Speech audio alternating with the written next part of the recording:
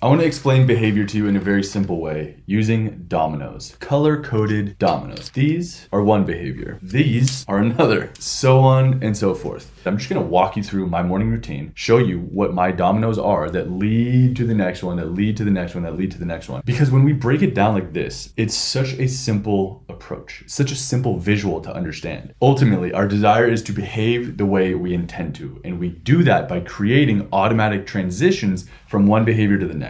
These hold the answer. All right, so I'm gonna walk you through a compressed version of my morning routine, which really just consists of 4 main behaviors: running, meditating, reading, and working.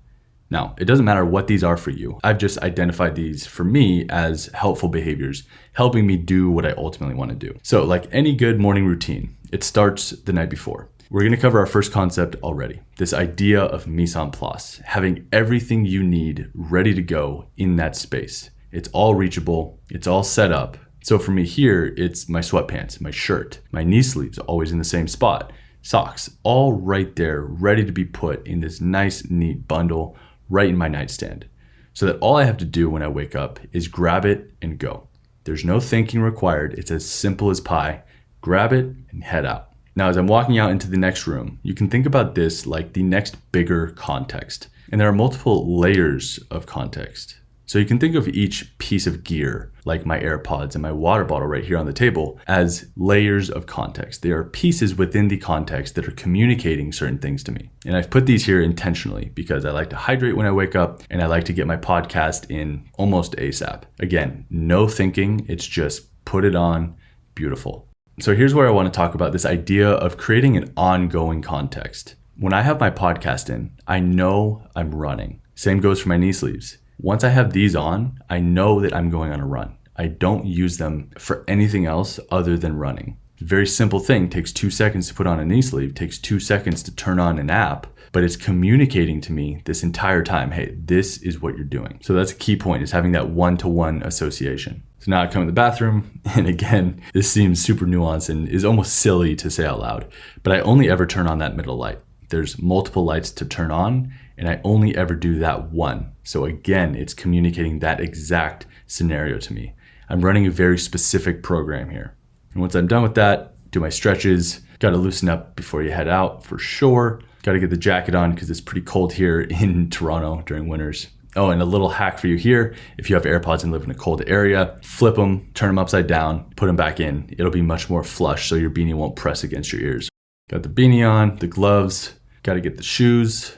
Just about the last thing. I will grab my keys and head out. Now again, it doesn't really matter why I go on the run first, but just if you're curious, I like to get some daylight, some nice nature. I always go on this same trail because it just brings me joy. It's this refreshing life breath type of situation. Can't quite explain it, but it really fuels me up in a beautiful way.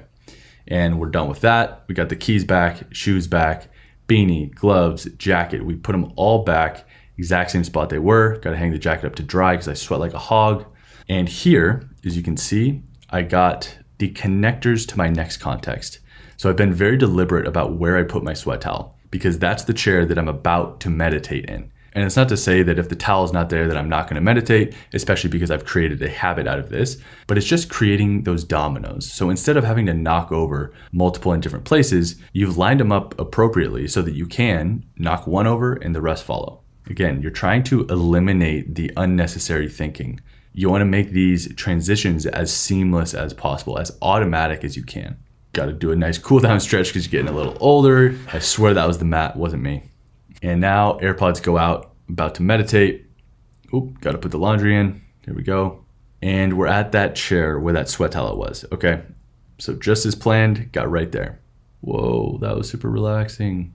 I always like to kind of just notice as I come out of a meditation. Not to get too woo-woo, but it's a very fun part of the day. And now put the sweat towel back. Don't be disgusted like my girlfriend was that I put this back. She's like, wait, you actually do that? Yes, I do. And now it's time for the coffee. Okay, so I'm about to read after meditating, and I always have my coffee while I read. Caffeine is a beautiful natural reinforcer, makes you more and more likely to do that behavior. And while that's going, I got to get the vitamins going. I fill up the Nespresso pods if needed. get my water bottle over to where I'm about to read. And again, I always read at this singular location. So always on that side of the couch.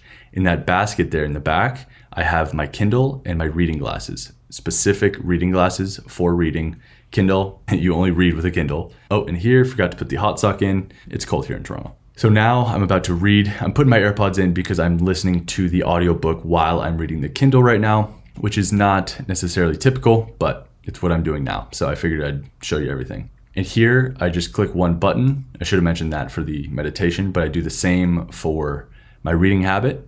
I've made shortcuts for each of these main 4 habits where I just click it, puts me on Do Not Disturb, sets me up with whatever app I want for that one. In this case, it's Audible, and we'll set a timer to go off for however long I want it to. In this case, it's about 42 minutes. And once I'm done, I stay here. I don't move. I'm putting my AirPods back in because, like I said, I don't usually use them to read. And I originally created the domino transition of putting them in. So I've taken them out so that I can go back right on that track and put them in. Put my Kindle right back in the basket where it belongs. Glasses as well. Oh my God, I'm putting my AirPods. Yeah, put them back in. I'm doing that. Now I got my phone. Again, just clicking one button, turning on the shortcut. It'll get my music playing in this case. So back to the idea of the ongoing context, a very easy ongoing context, just one button, turns on my music, puts me on Do Not Disturb, sets a timer for my work. And I only ever listen to this specific type of work instrumental music when I'm working. So my body is triggered or cued to that behavior. Again, it's an ongoing reminder of, hey, this is what you're doing. Usually this coffee would be done, but for the purpose of filming, it is not. So now I am filling up tea for my working habit. Again, this is another temptation bundling type or reinforcing domino. I like to have tea and seeds while I work. They're enjoyable to me. They make me feel good. I like to think of seeds as my inner dog's chew toy. So while that's going, I am going to move all of these other layers of context to the next bigger context of my office. So I got the water going, the AirPods there, and I'm gonna turn on the lights, kind of set the stage, make it a very inviting atmosphere for myself. And I only ever turn on these lights when I'm working. So it creates that ambiance, and again, that consistent ongoing reminder that, hey, this is what you're doing. Now the water's ready, go ahead and pour that tea. This is a perfect spot for a mini ritual. Dr. Huberman talks about this idea of task switching and how in order to do it effectively, we need this gap. We need this space to allow ourselves that moving into the next one. And in my case, I'm going from reading to working, which is much more input to output. So although both are cognitively taxing, they're very different types of thought. So I like to give myself this time to do whatever I want. Just relax, dance around, play some music. If there's laundry to be done, dishes to be done, I go ahead and do those. But it's just a few minutes for me to kind of take my mind off whatever. But because that music's playing, and this is key, because that music is playing, those lights are on, those are ongoing reminders to my personal narrative. This is what you're doing. So this is also another area where I could mention that it's much more about creating a slippery transition than it is a quick transition. Sure, I could create a very quick transition by sitting on the couch, having my laptop right there. So I turn my Kindle off, grab my laptop and go. But like I just mentioned, it's much more helpful if we have that space in between to kind of metaphorically cool down from one behavior and stretch for the next. And because I've created this lights on and music, those ongoing contexts and reminders that, hey, this is what you're doing, that's what allows it to be slippery. So even though it's several minutes, it is still a very slippery transition. It's a very reliable way for me to know that I'm doing this thing. Now I've got the tea ready to start working and realize I actually need what's in the camera to start working. So thank you for letting me borrow that.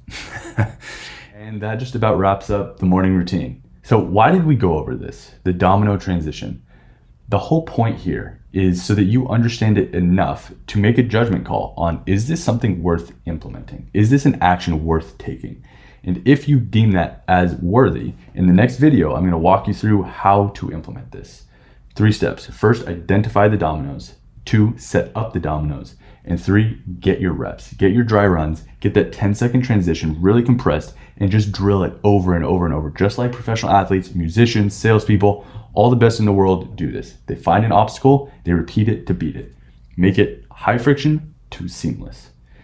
walk you through how to do that, the ways that I've experienced at least that will help me do that, that will hopefully translate to you as well. So if that is something as deemed worth doing, go ahead, take a beat, grab a pen, grab some paper, shift your mindset from intaking information to going output, okay? Taking action, changing things in your context, and getting those dry runs, all right? That's what we're about to do if you are ready.